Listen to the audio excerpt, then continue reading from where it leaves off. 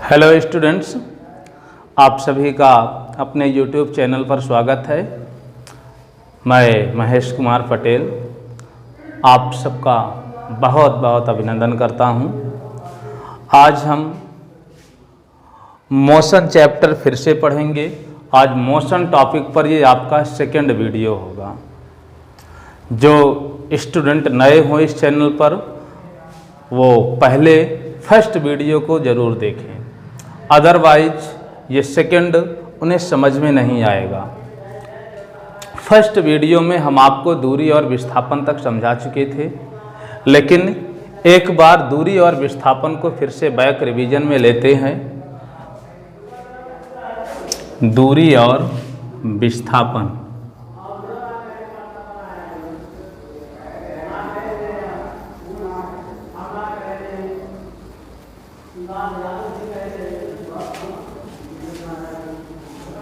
Distance and displacement.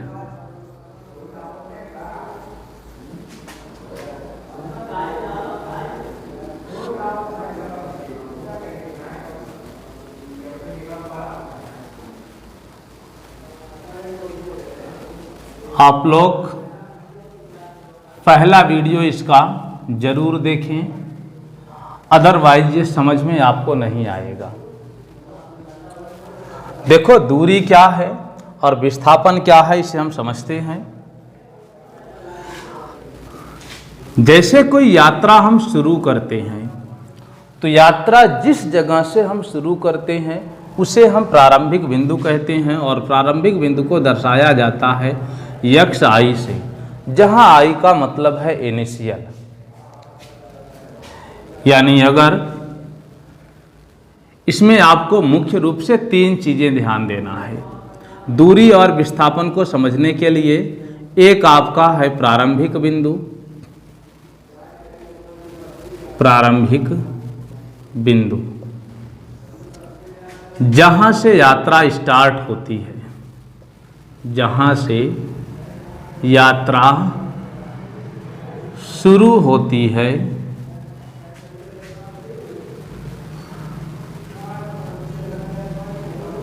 उसे प्रारंभिक बिंदु कहा जाता है।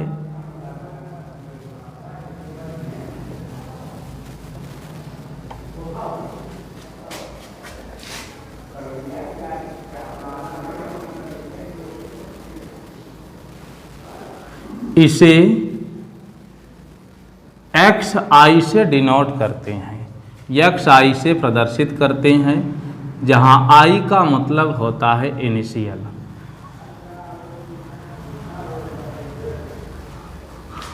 और दूसरा जो पॉइंट है इसमें वो है अंतिम बिंदु का, अंतिम बिंदु जहां आपकी यात्रा समाप्त होती है, जहां पर यात्रा पूर्ण रूप से समाप्त होती है,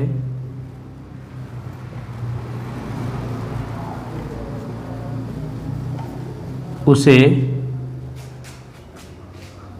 अंतिम बिंदु कहा जाता है, उसे अंतिम बिंदु कहा जाता है। इसे प्रदर्शित करते हैं एक्स एफ से।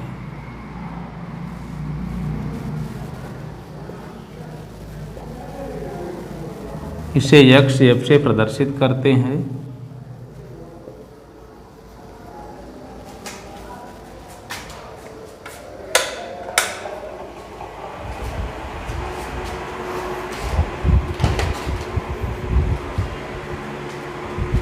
और तीसरा आपका है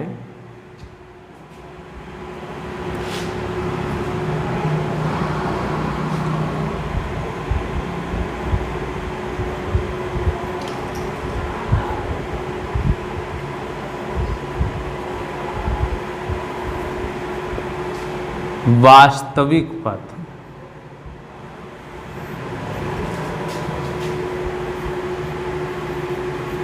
जिस पथ द्वारा वस्तु यात्रा करती है, जिस पथ से वस्तु यात्रा करती है,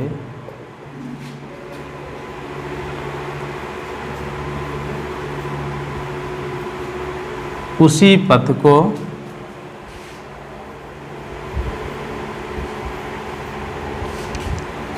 वास्तविक पथ कहते हैं।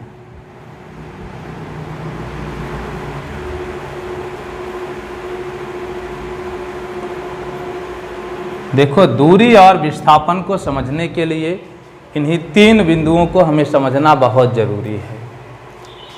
पहला है प्रारंभिक बिंदु, दूसरा है अंतिम बिंदु और तीसरा है वास्तविक पथ।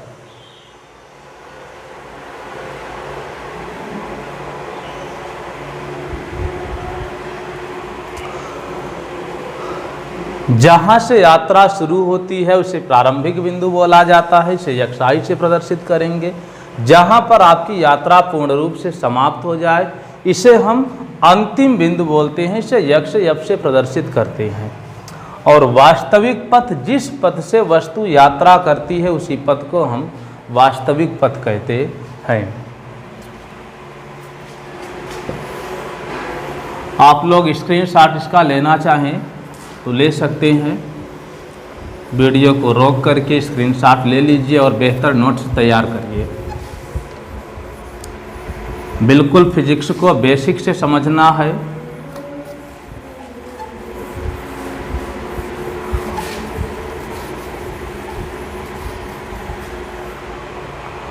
अब अगर दूरी और विस्थापन को समझा जाए तो देखो, दूरी क्या है। मान लो कोई यात्रा हम यहाँ से करना स्टार्ट किए, ये कोई बिंदु ए है, ठीक है, और यहाँ पर हमें जाना है, ये कोई बिंदु बी है, और यहाँ से यहाँ तक ए से बी तक पहुँचने के लिए जो रास्ता जाता है वो कुछ इस टाइप का है। ए से बी तक पहुँचने के लिए जो मार्ग है वो कुछ इस टाइप का है।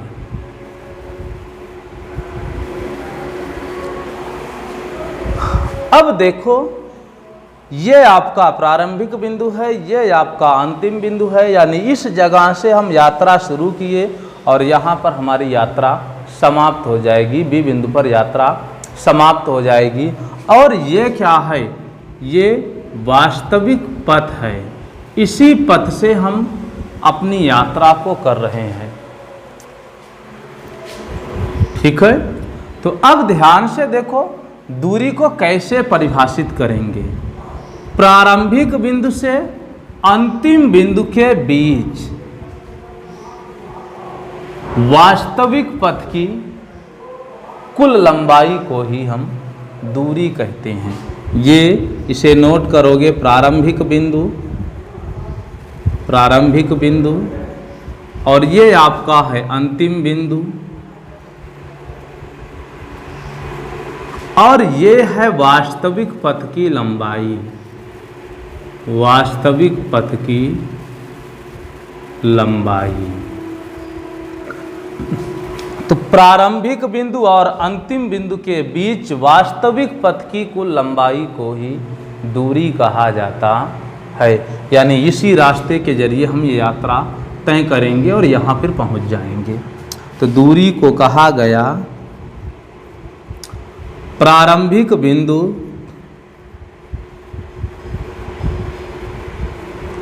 और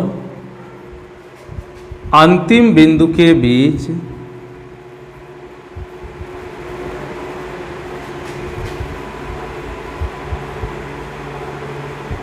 प्रारंभिक बिंदु और अंतिम बिंदु के बीच वास्तविक पथ की कुल लंबाई, वास्तविक पथ की कुल लंबाई को ही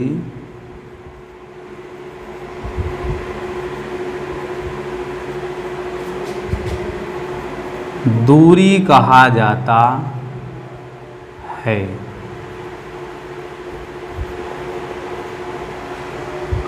अब उदाहरण के तौर पर समझें, अगर इस रास्ते की यहाँ से लेकर के यहाँ तक जो लंबाई है, अगर ये 5 किलोमीटर होगी, तो हम कहेंगे कि वस्तु द्वारा या व्यक्ति द्वारा तय की गई दूरी 5 किलोमीटर होगी। दरअसल ये जो दूरी होती है वो वास्तव में सड़क की लंबाई होती है। उसी सड़क की लंबाई को वस्तु या हम लोग तय करते हुए जाते हैं, जिसे दूरी कहा जाता है। तो अब यहाँ से लेके यहाँ तक की ये सड़क की जो कुल लंबाई है, उसी लंबाई को हम क्या कहेंगे?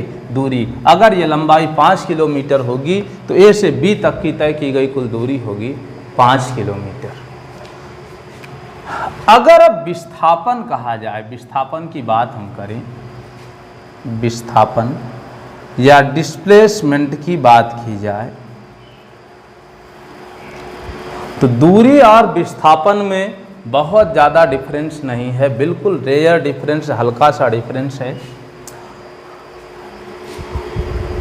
प्रारंभिक बिंदु और अंतिम बिंदु के बीच अगर पूछा जाए सबसे न्यूनतम या सबसे छोटा रास्ता, इस बिंदु से इस बिंदु तक पहुंचने का सबसे छोटा रास्ता क्या है?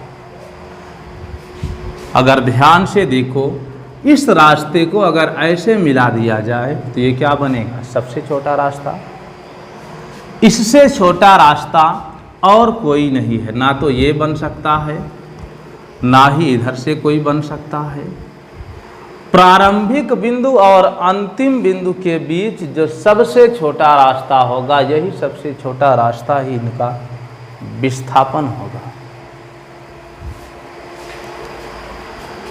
यानी प्रारंभिक बिंदु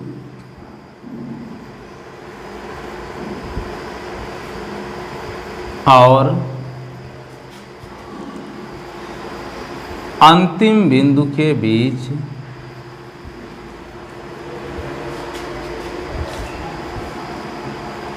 प्रारंभिक बिंदु और अंतिम बिंदु के बीच लघुत्तम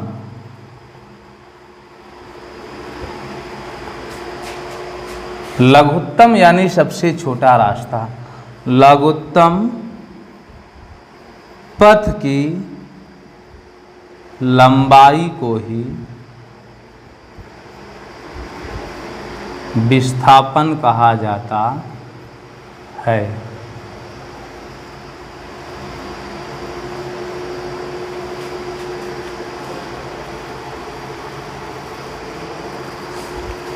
प्रारंभिक बिंदु और अंतिम बिंदु के बीच लघुत्तम पथ की लंबाई को ही विस्थापन कहा जाता है। यानी जहाँ से यात्रा शुरू किए हैं और जहाँ पर आपकी यात्रा खत्म हो रही है, उसके बीच का जो सबसे शार्ट रास्ता होगा, जो सबसे छोटा रास्ता होगा, उसी छोटे रास्ते को विस्थापन कहा जाएगा।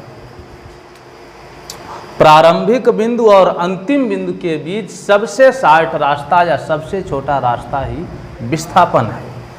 परिभाषा: प्रारंभिक बिंदु और अंतिम बिंदु के बीच लघुत्तम पथ की लंबाई को ही विस्थापन कहा जाता है।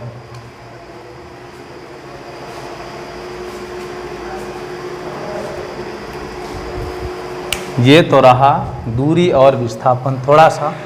अब इसके बारे में और समझा जाए।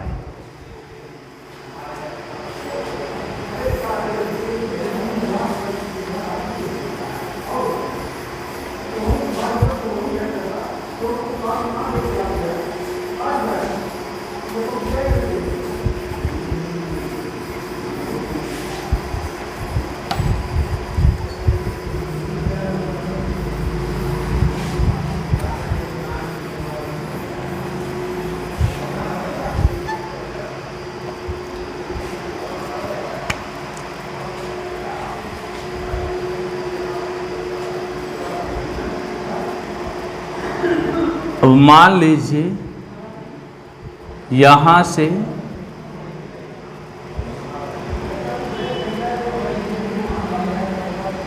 ये पॉइंट ए है और ये पॉइंट बी है।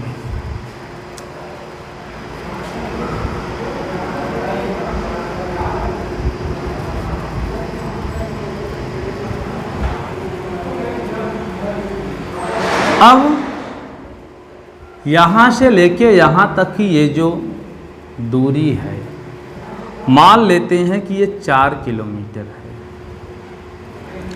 यानी प्रारंभिक बिंदु और अंतिम बिंदु के बीच वास्तविक पथ की जो लंबाई है वो कितना है?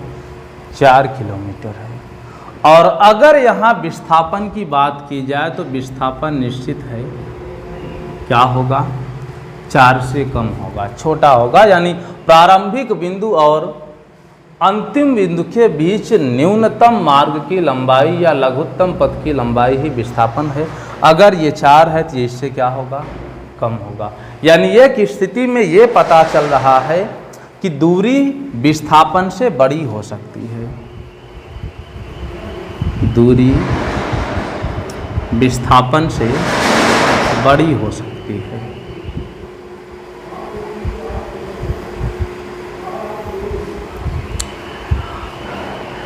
अगर मान लें कि ये 3 किलोमीटर है तो स्पष्ट है कि दूरी विस्थापन से क्या है? बड़ी है। लेकिन क्या दूरी विस्थापन के बराबर हो सकती है?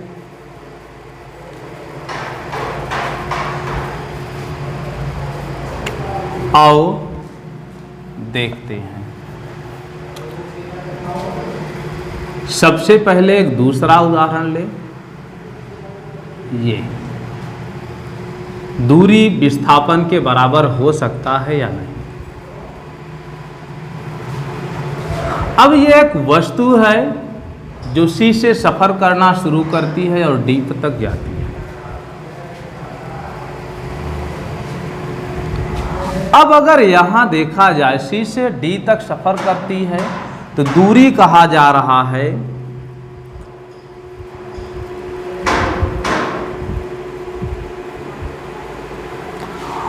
प्रारंभिक बिंदु और अंतिम बिंदु के बीच मार्ग की कुल वास्तविक लंबाई।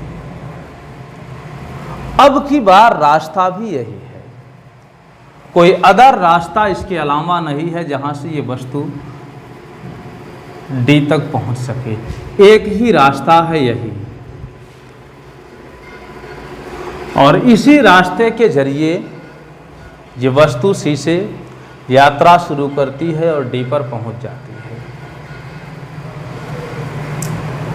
अगर यहां दूरी देखी जाए तो दूरी क्या बनेगी? सी डी बनेगी। यानी सी से डी तक की मार्ग की जो कुल लंबाई होगी ये कुछ भी हो सकती है। अगर ये दूरी 5 किलोमीटर है, अगर ये दूरी 5 किलोमीटर है तो ये भी क्या हो जाएगा? 5 किलोमीटर। लेकिन अगर यहाँ विस्थापन की बात की जाए तो विस्थापन क्या कहता है? प्रारंभिक बिंदु और अंतिम बिंदु के बीच मार्ग की न्यूनतम लंबाई। प्रारंभिक बिंदु और अंतिम बिंदु के बीच मार्ग की न्यूनतम लंबाई। अब अगर देखा जाए तो यहाँ से लेके यहाँ तक यानी सी और डी के बीच सबसे छोटा रास्ता, सबसे छोटा रास्ता भी वही है जो दूरी है। इससे छोटा रास्ता अगर हम इधर से कर दें तो ये छोटा होगा नहीं, ऊपर से चला जाए तो भी छोटा नहीं होगा। तो विस्थापन की अगर बात की जाए तो प्रारंभिक बिंदु और अंतिम बिंदु के बीच सबसे छोटा रास्ता, यानी प्रारंभिक बिंदु और अंतिम बिंदु के बीच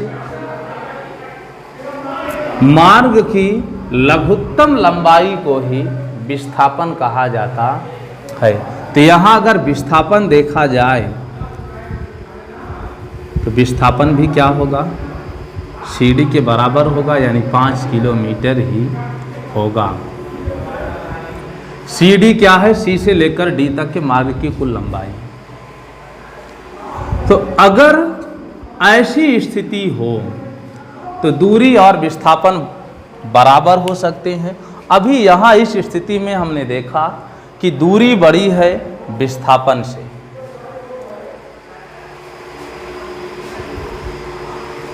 यहाँ पर पता चल रहा है कि दूरी और विस्थापन बराबर होंगे। और यहाँ पर दूरी और विस्थापन बराबर क्यों हुए? क्योंकि यहाँ सी और डी के बीच की जो गति है वो एक सरल रेखीय गति है। सरल रेखीय गति। थोड़ा सा इसे समझें, क्या है सरल रेखीय गति। सरल रेखीय गति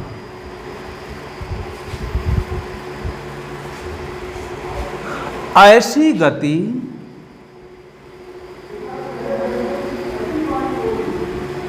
जो बिल्कुल सीधी रेखा में हो। ऐसी गति जो बिल्कुल सीधी रेखा में हो।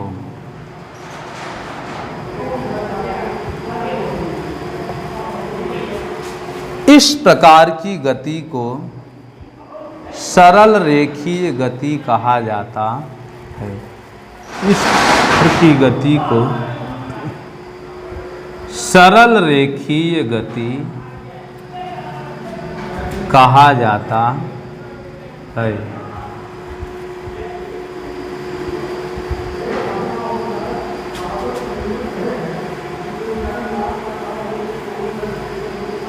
यानी दूरी और विस्थापन के बराबर होने की संभावना तभी हो सकती है जब वस्तु सरल रेखीय गति में हो। सरल रेखीय गति अगर वस्तु में हो रही है तो दूरी और विस्थापन के लिए प्रारंभिक बिंदु और अंतिम बिंदु दोनों एक हो सकते हैं, अर्थात दूरी और विस्थापन बराबर हो सकता है। अगर प्रथम कंडीशन में देखा जाए तो वस्तु की जो गति थी वो सरल रेखीय गति नहीं है। यहाँ पर दूरी और विस्थापन बराबर हुए, दूरी बराबर विस्थापन दिखा। ऐसी कंडीशन कब दिखी? जब वस्तु सरल रेखीय गति में है। वस्तु सरल रेखीय गति में है।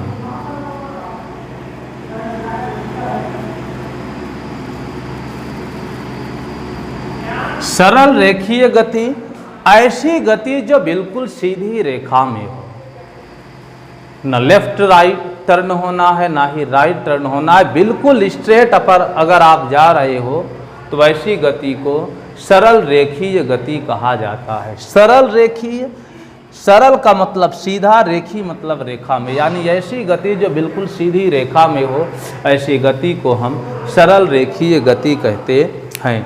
और सरल रेखीय गति में ही दूरी और विस्थापन के बराबर होने की संभावना होती है। यानी कुछ जगहों पर दूरी भी वही होगी, विस्थापन भी वही होगा, यानी दोनों के प्रारंभिक बिंदु और अंतिम बिंदु दोनों के लिए समान बन जाएंगे। और इस कंडीशन में हम कहेंगे कि दूरी और विस्थापन दोनों क्या हैं? समान है। दूरी और विस्थापन दोनों को समझने के लिए सिर्फ और सिर्फ प्रारंभिक बिंदु और अंतिम बिंदु पर गौर करना है। जैसे यहाँ प्रारंभिक बिंदु दूरी के लिए भी वही है, विस्थापन के लिए भी वही है। यहीं से यात्रा शुरू हुई और डी पर देखा जाए तो प्रारंभिक बिंदु भी विस्थापन के लिए भी वही है और उसके लिए भी वही है। वैसे सरल रेखीय गति जब वस्तु में ना हो तो भी प्रारंभिक बिंदु और अंतिम बिंदु दोनों के लिए सेम होगा। दूरी और विस्थापन के लिए ये दोनों बिंदु कभी बदलेंगे नहीं। बट यहाँ पर दूरी और विस्थापन में डिफरेंस होगा, दूरी बड़ी हो जाएगी, विस्थापन छोटा हो जाएगा। कारण है कि यहाँ का जो ऑब्जेक्ट है वो सरल रेखीय गति में नहीं है, असमान गति में है।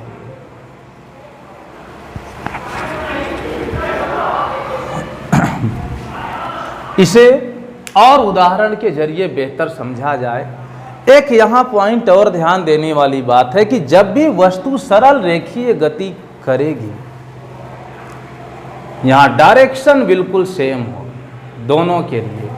वैसे दूरी के लिए दिशा की कोई आवश्यकता नहीं है, बट विस्थापन की एक निश्चित दिशा होती है।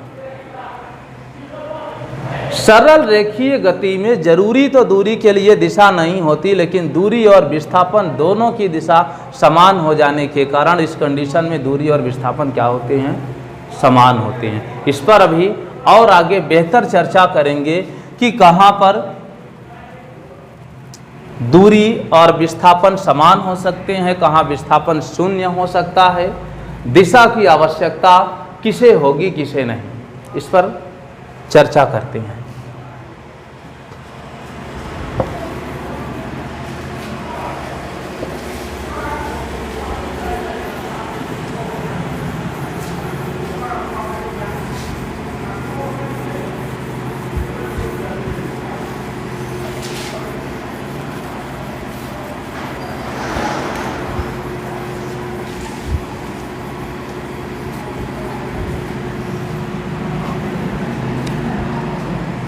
मान लेते हैं कोई ऑब्जेक्ट है जो ए से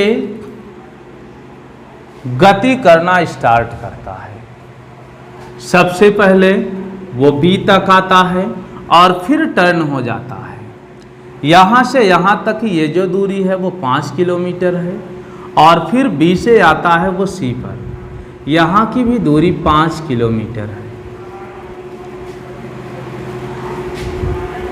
अब अगर देखा जाए तो ये वस्तु की जो गति है वो ए से बी तक बिल्कुल सरल रेखीय गति है। सरल रेखीय गति है। बी से सी तक भी ये सरल रेखीय गति है।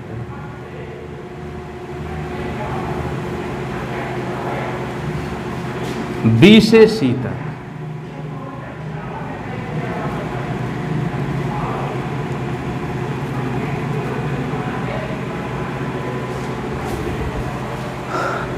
अब अगर यहां दूरी की बात की जाए तो देख रहे हैं प्रारंभिक बिंदु बनेगा ये और अंतिम बिंदु बनेगा ये।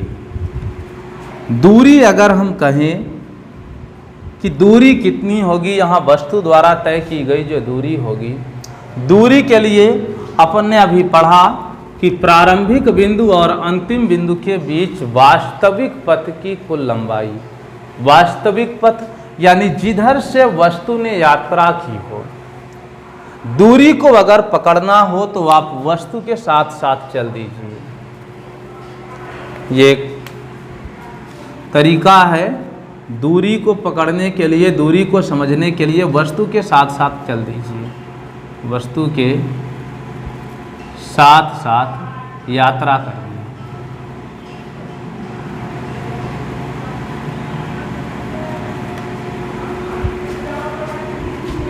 अब यहाँ समझना होगा कि वस्तु ने यात्रा शुरू की बिंदु ए से। प्रारंभिक बिंदु ए है और वस्तु पहुंची बी पर, यानी आप भी ए से शुरू करेंगे, कहाँ पहुंचेंगे? बी पर। 5 किलोमीटर की दूरी तय कर लीजिए और बी से ऑब्जेक्ट टर्न हो गया, घूम गया सी पर और हमें भी घूम जाना है सी पर। यानी 5 किलोमीटर इधर आया और 5 किलोमीटर इधर आया। दूरी आप कहोगे A B plus B C. अब ये होगी ए बी है 5 और बी सी भी है 5 बराबर कितना होगा? 10 किलोमीटर। वस्तु द्वारा जो तय की गई दूरी होगी वो होगी 10 किलोमीटर। लेकिन अगर यहाँ विस्थापन की बात की जाए,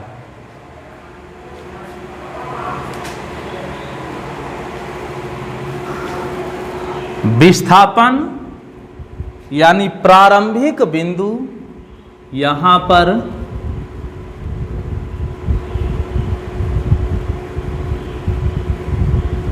और ये आपका है अंतिम बिंदु। प्रारंभिक बिंदु और अंतिम बिंदु के बीच लघुत्तम पथ यानी सबसे छोटा रास्ता। कल्पना करिए कि अगर आप यहाँ खड़े हो जाएं, यहाँ पर ये आपकी पोजीशन हो और आपको यहाँ पहुँचना है, तो आपको ए से लेकर सी तक पहुँचने में सबसे छोटा रास्ता कौन सा होगा? किधर से आपको जाना बेहतर पड़ेगा? तो आप देखेंगे कि आप अगर ऐसे सीधे आ जाएं तो ये आपके लिए क्या बनेगा? सबसे छोटा रास्ता। अगर इधर से आएंगे आप तब तो आप दूरी तय करेंगे और ये लंबा रास्ता होगा। लेकिन प्रारंभिक बिंदु और अंतिम बिंदु के बीच न्यूनतम पथ की लंबाई या लघुत्तम पथ की लंबाई ही क्या कहलाती है? विस्थापन कहलाती है। और यहाँ से अब यानी ए से सी तक की जो कुल पथ की लंबाई होगी इसी को हम विस्थापन कहेंगे। अब अगर यहाँ विस्थापन निकालना हो, विस्थापन बराबर AC की कुल लंबाई, AC की कुल लंबाई। अब AB और BC से हमें कोई मतलब नहीं, क्योंकि प्रारंभिक बिंदु और अंतिम बिंदु के बीच सबसे छोटा रास्ता ये बनेगा और इसी रास्ते को हम तय करते हुए यहाँ तक आ सकते हैं। अब AC की लंबाई ज्ञात करने के लिए हमें देखना होगा पाइथागोरस थ्योरम। पाइथागोरस प्रमेय आप लोग कक्षा 8 में पढ़े होंगे, बहुत बेहतर तरीके से पढ़े होंगे। इसका स्क्रीनशॉट लेना चाहें तो आप ले लीजिए, अदरवाइज इसे रफ करते हैं और इसको फिर से बताते हैं कि विस्थापन कैसे निकलेगा। पाइथागोरस प्रमेय है क्या?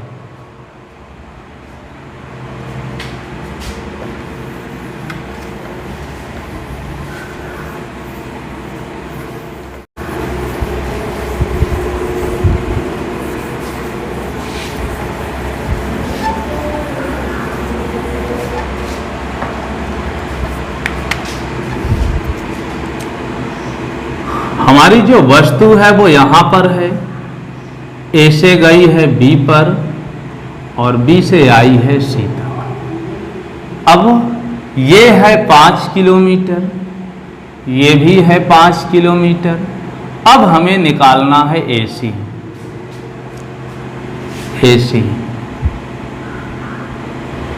AC ही विस्थापन है।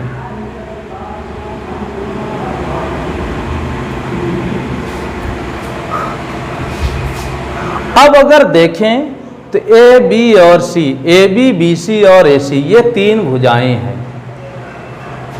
तीन भुजाएं मिलकर के एक त्रिभुज का निर्माण कर रही हैं। ये ट्रायंगल है, त्रिभुज है।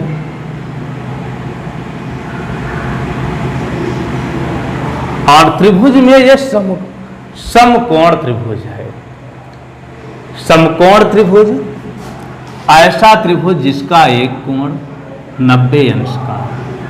ये 90 अंश का है। कारण 90 अंश का क्यों होगा? क्योंकि ध्यान से देखिए, जब ये यात्रा शुरू हुई है तो ये बी से बिल्कुल स्ट्रेट होके लेफ्ट में टर्न हुआ है।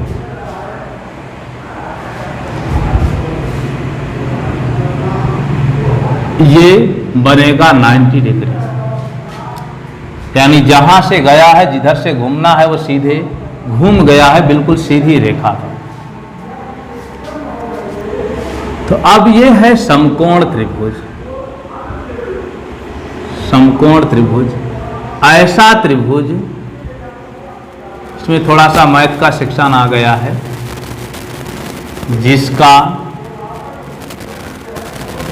एक कोण 90 अंश का।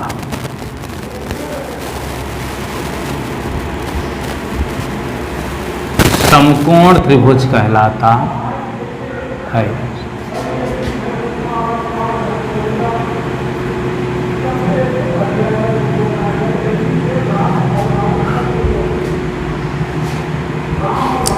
अब ये समकोण त्रिभुज है, तो समकोण त्रिभुज में 90 अंश के ठीक सामने वाली भुजा कर्ण होती है।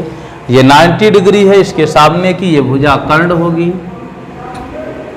और ये भुजा आपकी बनेगी लंब और ये भुजा आपकी बनेगी आधार।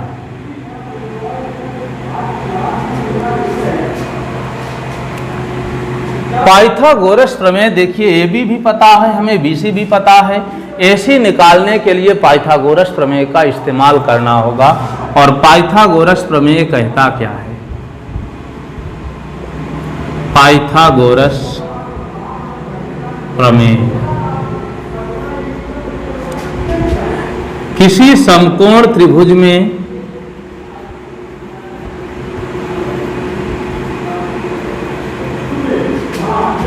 कर्ण का वर्ग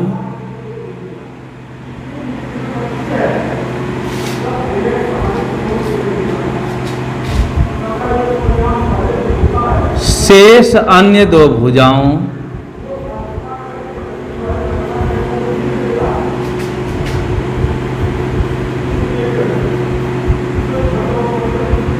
शेष अन्य दो भुजाओं के वर्गों के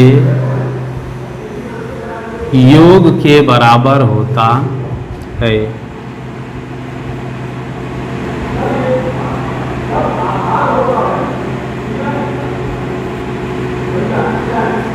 पाइथागोरस कहता है कि समकोण त्रिभुज में कर्ण का वर्ग शेष अन्य दो भुजाओं के वर्गों के योग के बराबर होता है।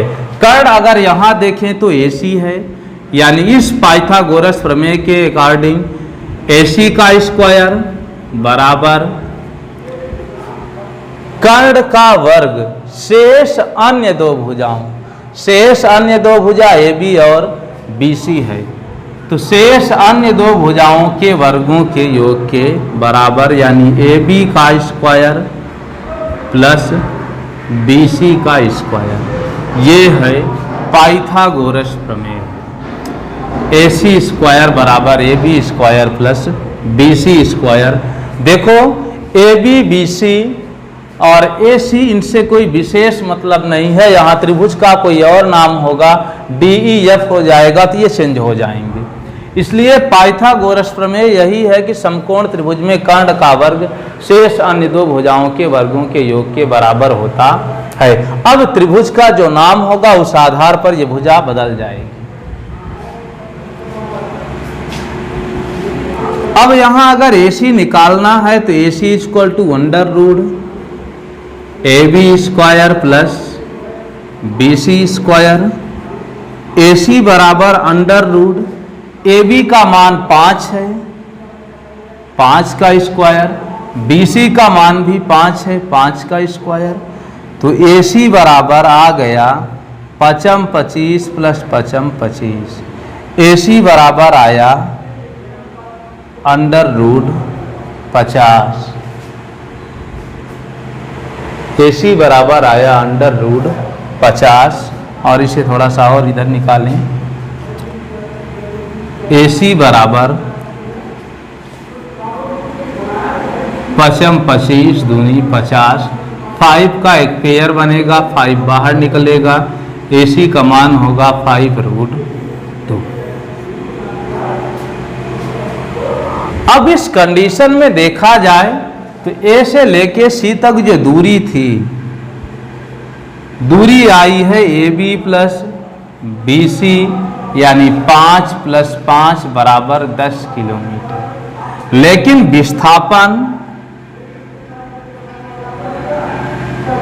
विस्थापन यहां आया AC इक्वल टू 5√2, यानी इस कंडीशन में फिर से दूरी ज्यादा हो गई।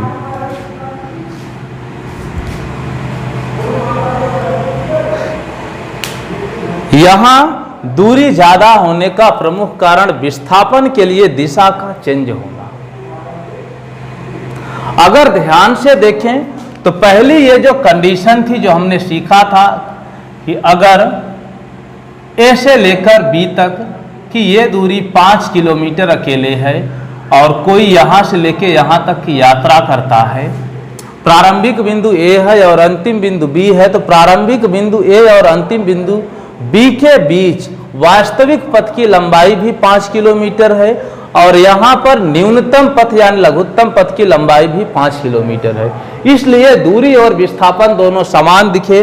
कारण क्या था कि ये सरल रेखीय गति है। सरल रेखीय गति होने के साथ साथ विस्थापन बिल्कुल उसी दिशा में है जिस दिशा में दूरी है। हालांकि पहले भी बता चुका कि दूरी के लिए दिशा का कोई मतलब नहीं है, लेकिन दूरी और विस्थापन सेम डायरेक्शन में होने के कारण यहाँ पर दूरी और विस्थापन दोनों समान हो गए, जबकि विस्थापन के लिए यहाँ देखा जाए तो डायरेक्शन चेंज हो गई। पहले ये इधर था फिर इधर आया, तो अब अगर यहाँ विस्थापन को पूछा जाए, देखिए विस्थापन की एक निश्चित दिशा है प्रारंभिक बिंदु से अंतिम बिंदु की ओर, जबकि दूरी की कोई दिशा नहीं है, प्रारंभिक बिंदु से अंतिम बिंदु की ओर। तो ऐसी अगर स्थिति बनेगी तो दूरी बड़ी होगी, विस्थापन छोटा होगा।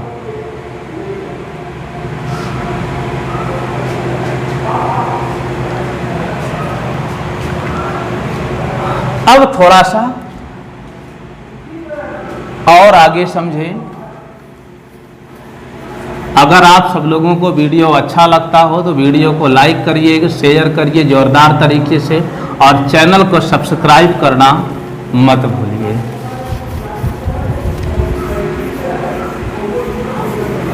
अच्छा लग रहा हो तो आप लोग कमेंट बेहतर दीजिए, क्योंकि कमेंट से ही हमें एक पॉजिटिव एनर्जी मिलती है।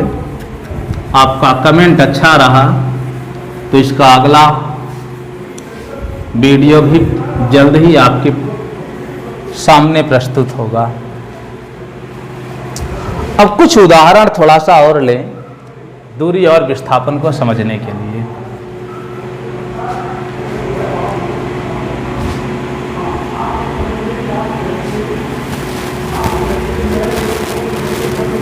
इसी एग्जाम्पल के जरिए दूरी और विस्थापन को पूरी तरह से समझ लेंगे।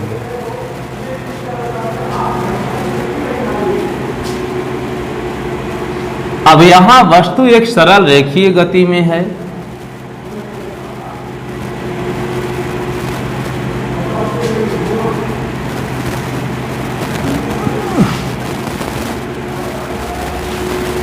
ये मूल बिंदु है 0,0, मूल बिंदु।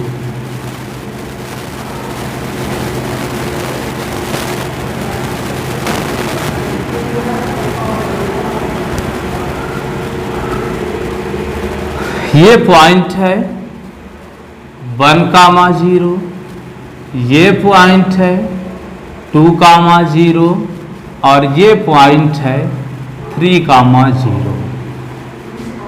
और अगर यहां देखा जाए तो ये है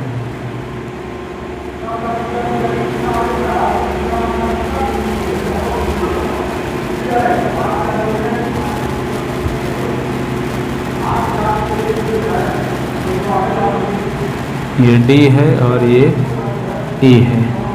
-1,0 -2,0।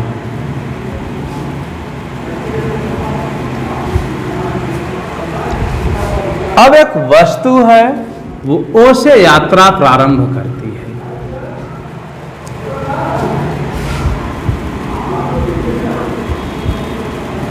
अब यहां हम बनाए दूरी। विभिन्न कंडीशन में दूरी विस्थापन को समझेंगे।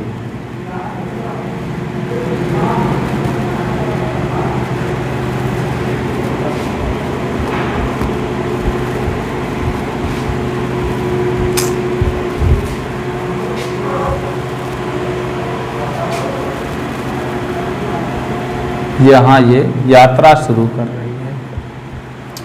जब वस्तु O से यात्रा शुरू की और A पर पहुंची, इस कंडीशन को समझना। वस्तु ने यात्रा शुरू की O से और पहुंची कहां पर? A पर। तो O से A तक की दूरी 1 है। विस्थापन भी, अब ध्यान से देखो, ये O हुआ, ये आपका A हुआ। प्रारंभिक बिंदु, अंतिम बिंदु। ये 1,0 है, यानी यहां से लेके यहां तक की दूरी 1 मीटर है।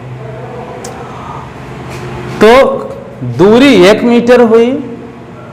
और विस्थापन की बात की जाए तो प्रारंभिक बिंदु और अंतिम बिंदु के बीच मार्ग की न्यूनतम लंबाई, यानी इस बिंदु से इस बिंदु के बीच सबसे छोटा रास्ता यही है। कारण है कि वस्तु सरल रेखीय गति में है, इसलिए इसका विस्थापन भी 1 मीटर होगा। यानी यहां पर दूरी और विस्थापन क्या हो गए? समान। अगर अब कंडीशन थोड़ा सा और आगे देखा जाए, अब ये वस्तु A से चली गई B पर। वस्तु ओ से ए और ए से गई बी पर। ओ से ए 1 मीटर और ए से बी भी क्या है 1 मीटर। देखो यहां से लेके यहां तक x अक्ष पर जो डायरेक्शन है वो 1 यूनिट है, और यहां से लेके यहां तक 1 और बढ़ गया, इसलिए बन गया ये 2। यानी प्रारंभिक बिंदु से यहां तक ये सिर्फ 2 है।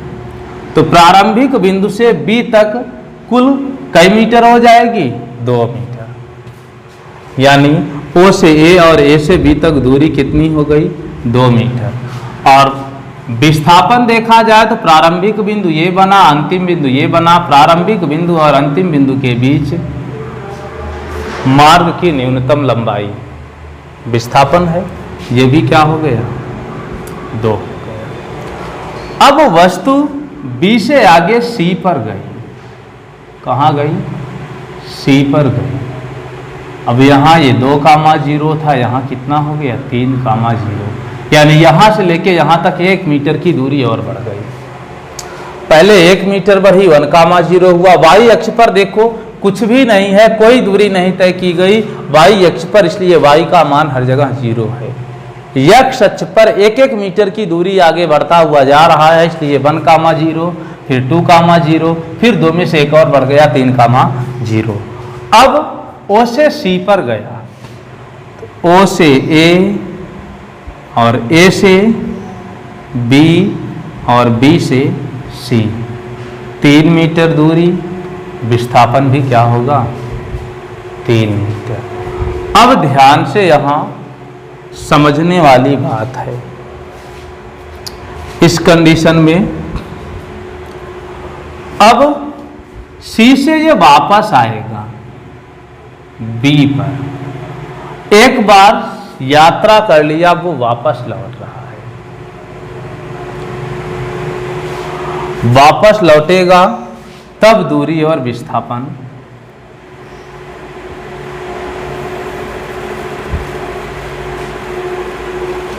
पहले O से गया A, A से गया B, B से गया C और C से फिर वापस आ रहा है B पर। अब दूरी क्या होगी 1, 1 और 1 3 मीटर। वापस आया फिर से यहाँ पर 1 मीटर, दूरी तो तय करेगा। उदाहरण के तौर पर हम अगर कहीं 5 किलोमीटर की दूरी तय करके जाते हैं किसी स्थान पर और वापस लौटते हैं फिर से अपने उसी स्थान पर जहाँ से गए थे, दूरी हमारी 5 और 5 कुल 10 किलोमीटर की हो जाती है। तो सेम कंडीशन पर अब ये वस्तु वापस लौट रही है। अब जब ये वापस लौट रही है तो 1 + 1 + 1 + 1 1 1 2 2 1 3 फिर वापस आया, ये कुल कितनी हो गई 4 मीटर। और अगर विस्थापन की बात करें तो अब यहाँ ध्यान दीजिए कि प्रारंभिक बिंदु इसका ये है और अंतिम बिंदु क्या बना B बना। O से B यानी वस्तु यहाँ पर आ चुकी है और विस्थापन कहता है प्रारंभिक बिंदु और अंतिम बिंदु के बीच मार्ग की लघुत्तम लंबाई या न्यूनतम लंबाई, अर्थात प्रारंभिक बिंदु और अंतिम बिंदु के बीच सबसे छोटा रास्ता। और सबसे छोटा रास्ता यहाँ क्या है ये है, यानी 1 ये आपका A होगा और A से ये क्या होगा आपका B। 1 और 1 2। विस्थापन आपका बनेगा कितना 2 मीटर। प्रारंभिक बिंदु और अंतिम बिंदु के बीच मार्ग की न्यूनतम लंबाई। अब फिर ये वस्तु लौटना स्टार्ट की।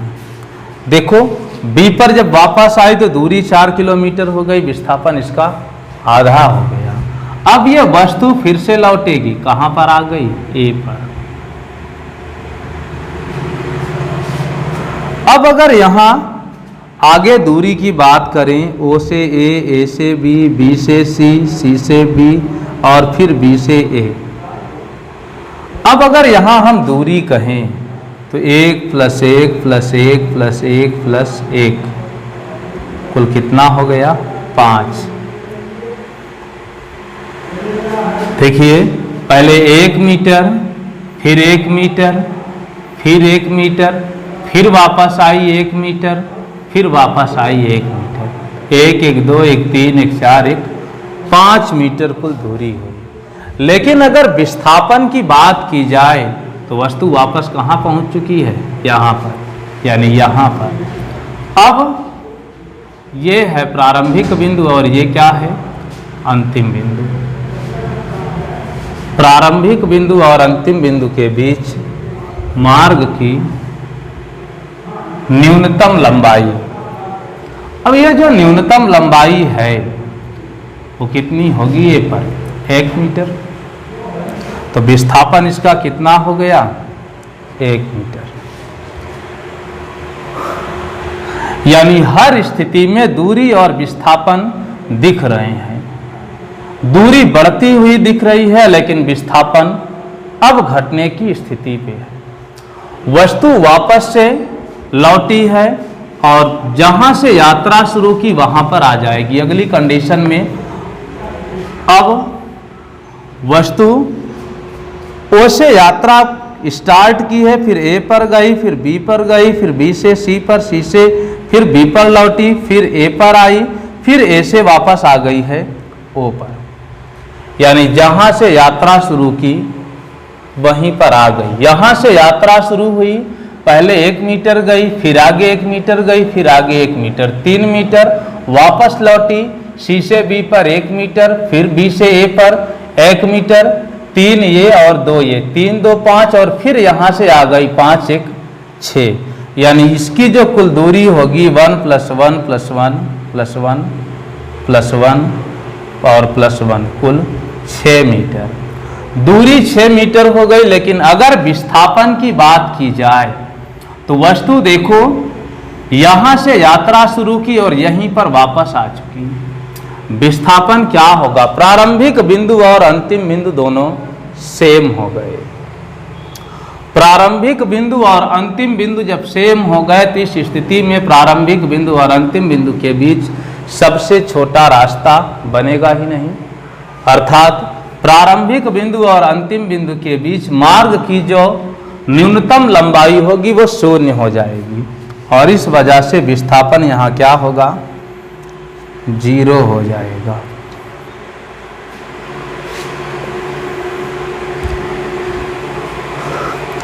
इस कंडीशन में हमें पता चला कि वस्तु जहां से यात्रा करना शुरू करती है अगर वापस उसी स्थान पर फिर से आ जाए तो विस्थापन क्या बनेगा, 0 हो जाएगा।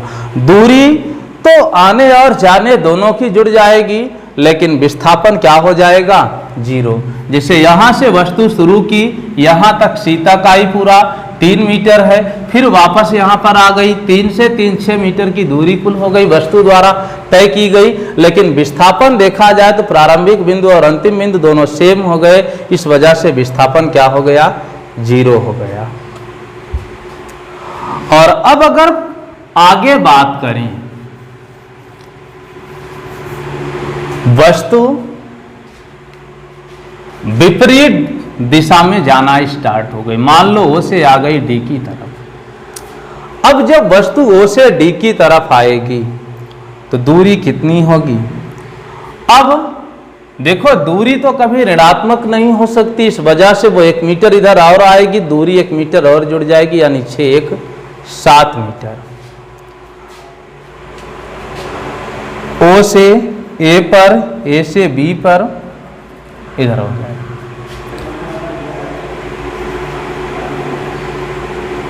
ओ से शुरू की, ए पर गई, ए से बी पर, बी से सी पर, सी से वापस लौटी बी पर और बी से फिर ए पर और ए से ओ पर और ओ से पहुंच गई कहाँ, डी पर। यानी हर कंडीशन में जो दूरी होगी वो 1 + 1 + 1 1 1 2 1 3 4 5 6 और 1 7।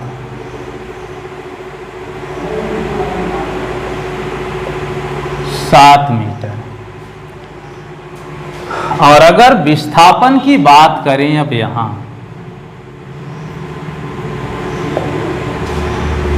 तो विस्थापन देखो, प्रारंभिक बिंदु ये बना और अंतिम बिंदु ये बना। विपरीत दिशा में पहले प्रारंभिक बिंदु और अंतिम बिंदु इधर बनता था, अब की बार प्रारंभिक बिंदु और अंतिम बिंदु इधर बन गया। ये आपका है O और ये आपका हो गया D। ये प्रारंभिक बिंदु है और ये क्या है, अंतिम बिंदु। अंतिम बिंदु आपका है -1, 0। और प्रारंभिक बिंदु और अंतिम बिंदु के बीच मार्ग की न्यूनतम लंबाई ही क्या है, विस्थापन है। और यहाँ पर मार्ग की न्यूनतम लंबाई क्या बनेगी, -1 मीटर। यानी विस्थापन निगेटिव हो गया, ऋणात्मक हो गया। दूरी कभी भी ऋणात्मक नहीं होगी, लेकिन विस्थापन ऋणात्मक हो सकता है। विस्थापन के ऋणात्मक होने का कारण समझिए, विस्थापन क्यों ऋणात्मक हुआ। पहली वजह तो विस्थापन की दिशा बदली। दूरी को दिशा से मतलब नहीं, लेकिन विस्थापन को दिशा से मतलब है। पहले जो विस्थापन की डायरेक्शन थी वो ये थी, लेकिन वस्तु घूम गई। अब की बार डायरेक्शन कौन सी हो गई, ये हो गई। तो विस्थापन के ऋणात्मक होने का पहला कारण है कि दिशा का बदल जाना, दिशा परिवर्तित हुई। अब विस्थापन को ऋणात्मक ना कहें तो क्या हो सकता है, क्या विस्थापन को धनात्मक कहा जा सकता है। इस स्थिति में थोड़ा सा ध्यान से देखें। मान लें कि यहां पर कोई रोबोटिक मशीन है। अब यह रोबोटिक मशीन्स को हमें भेजना है डी पर, पॉइंट डी पर। अगर हम कह दें कि 1 मीटर विस्थापन पर आप घूम जाओ, तो रोबोटिक मशीन 1 मीटर विस्थापन को +1 डायरेक्शन लेगी और वो घूम जाएगी यहाँ पर। और जब ये यहाँ पर पहुँचेगी तो अब ये पहुँच गई ए पर, पहुँचना चाहिए था डी पर। यानी ऐसी स्थिति में विस्थापन को अगर ऋणात्मक ना दिखाया जाए तो ये पूरा गड़बड़ हो जाएगा। इसी वजह से अगर इसी रोबोटिक मशीन को विस्थापन ऋणात्मक के साथ बताया जाए कि आप -1 मीटर की डायरेक्शन में ऑरिजिन से घूम जाओ, तो ये मशीन घूमेगी इधर और आ जाएगी -D पर, और अब की बार वो पहुंचेगी सही स्थान पर। इसलिए विस्थापन ऋणात्मक हो सकता है, दूरी ऋणात्मक नहीं हो सकती। दूरी अधिक हो सकती है, विस्थापन कभी भी दूरी से अधिक नहीं हो सकता। इसकी कुछ और शर्तें सीखेंगे नेक्स्ट वीडियो में। अगर वीडियो आप सबको अच्छा लगे तो लाइक करिएगा, शेयर करिएगा, कमेंट करिएगा। धन्यवाद।